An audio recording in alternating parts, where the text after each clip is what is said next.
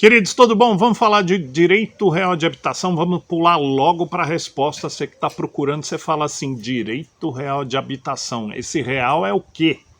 Bom, primeiro de tudo, né, não tem nenhuma realeza no negócio. A questão aqui é que no direito das coisas, como ela vem do latim, né, vem do direito romano, coisa quer dizer res em latim, ou é res em latim. Aí a gente tem o real que a gente absorveu do latim para colocar a coisa aqui, porque ela veio de uma herança latina, né? Então esse direito real não tem nada a ver com a Elizabeth, que nem está aqui, com o Charles, não tem nada a ver com isso, tem a ver com o fato de que a coisa tem um direito sobre a coisa, tá? Direito de habitação sobre a coisa. É aí que está o X da questão. Legal? O que é o direito real de habitação?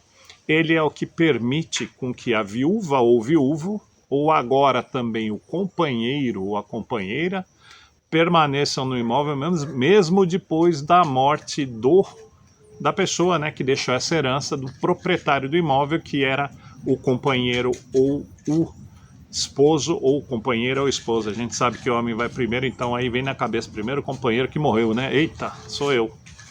Enfim, gente, esse é o objetivo da lei, está no 1831 do Código Civil. Dá uma olhadinha lá. Agora, trocando em miúdos, por que é importante esse direito real de habitação?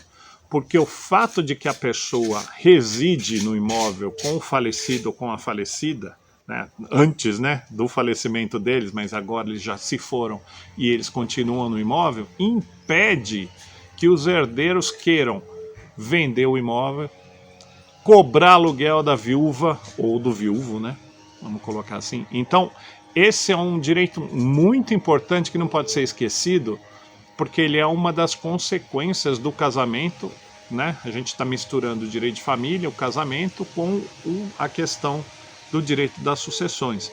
Portanto, ele é muito importante e ele preserva muita gente. Porque imagina você, é óbvio que o herdeiro que tem aquele bem por herança, ou pelo menos parte do bem, ou integral, né?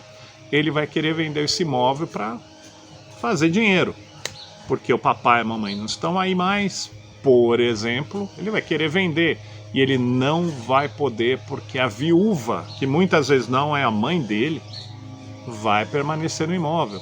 Ou isso é reconhecido até mesmo para companheiros que não assinaram a escritura de união estável, e mesmo aqueles que entraram com a ação para reconhecer a união estável depois que esse herdeiro pediu o imóvel, para vocês terem uma ideia de como isso é importante, tá?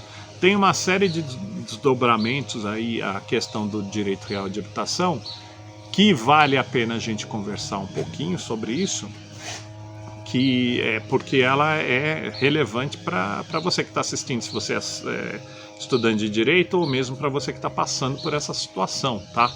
Então, como eu disse antes, o direito real de habitação ele impede que se tire do imóvel, mas impede também o herdeiro de cobrar o aluguel da viúva ou do viúvo, do companheiro sobrevivente ou da companheira sobrevivente no imóvel, tá?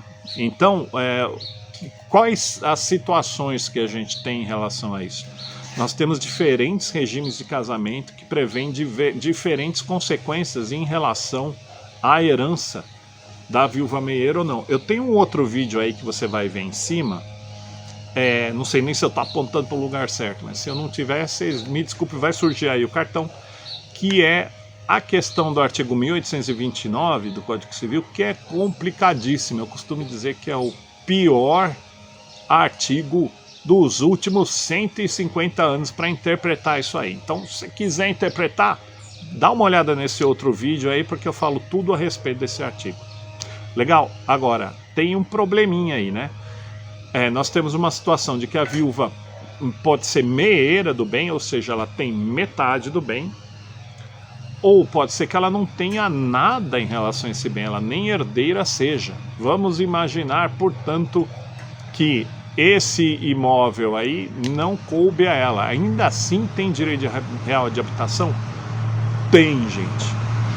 Tá? Tem direito real de habitação, porque isso preserva a questão da viúva, tanto do ponto de vista do relacionamento, como do ponto de vista social. E ela pode continuar nesse imóvel mesmo que ela tenha outros bens.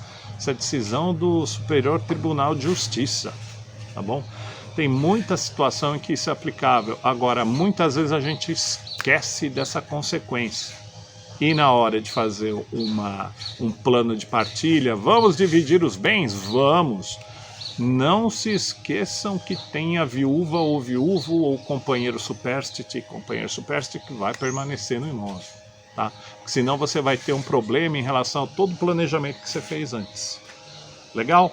Voltando só para recapitular, direito real de habitação, direito que a viúva ou viúvo, companheiro ou companheira que sobreviveu tem de permanecer no imóvel, mesmo que não tenha direito nenhum outro de propriedade em relação a esse imóvel, mesmo que tenha outros bens de propriedade dessa viúva, ou desse viúvo, ou companheiro ou companheira que permaneceu, mesmo que tenha outros bens, tem o direito de permanecer nesse imóvel. Qual o requisito?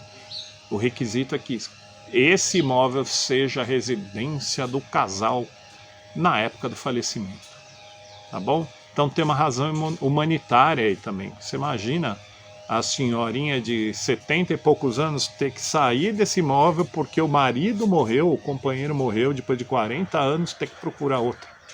Imagina essa situação. Então é para isso que existe. Não se esqueçam dessa proteção, que ela vai estar lá de um jeito ou de outro na hora de discutir a partilha também, porque você tem que se planejar, e você que é estudante de direito tem que saber o que se trata. Legal? Muito obrigado, gente, por terem acompanhado esse vídeo. Deem um like nesse canal, compartilhe, se inscreva, que ajuda a crescer. Joia? Beijão.